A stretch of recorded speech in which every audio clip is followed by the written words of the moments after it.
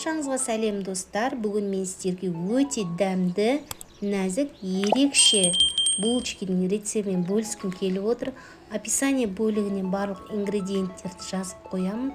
Видеоны соңына дейін көрулеріңізді сұраймын. Бізге қажеті 2 дана жұмыртқа. Сарысы мен ақуызынан ажыратып, ыдысқа салып қоямыз. Ыдысымызға творогымызды саламыз. Онан кейін үй температурасына сары майымызды салып, жақсылап араластырамыз, майды езіп. Енді бізге қажеті керек мөлшерде қантымызды саламыз, 1 шымшым тұзымызды саламыз. Тағы да жақсылап араластырамыз.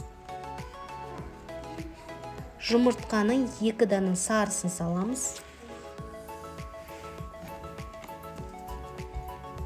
Және жақсылап араластырамыз. Ванилин немесе ванилин қанты болса, салсаңыздар болады. Мен ванилин қантын саламын. Және електен өткізіп ұнымызды саламыз. Жақсылап араластырамыз. Видеодағыдай қасықпенен араластырып, ұнымызды 1 қасық қамыр қопсыныш саламыз. Бәрін біркелкі етіп араластырып, онан кейін қамырымыздың басын біріктіріп, илейміз.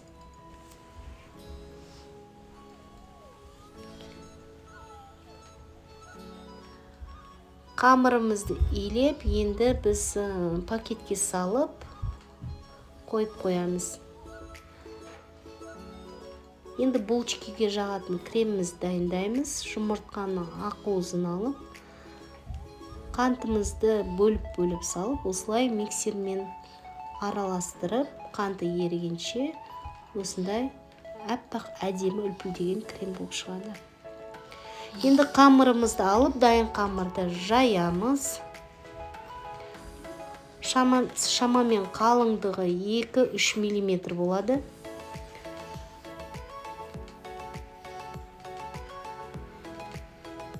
Енді жаңаға дайын тұрған кремімізді осы бетіне жағамыз. Крем өте сұйықтау болады.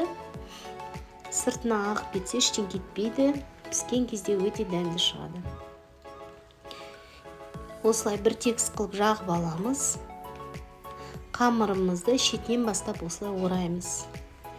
Немесе жіппен осылай пышақпен кесіп, пергамент төселген ыдысымызға қойып, қызып тұрған пеште 170 градуста 20-25 минутта пісіріп аламыз. Дайын болды. Бетіне қант ұнтағын себеміз. Өте керемет дәмді, ерекше булочка, дрож қосылмайды. Достар, міндетті түрде осы рецептпен жасап көрсеңіздер болады. Сіздердің көңілдеріңізден шығады деген ойдамын. Каналыма тіркеліп, қоңыраушаны басып, комментарий қалдыруды ұмытпаңыздар, лайк басыңыздар.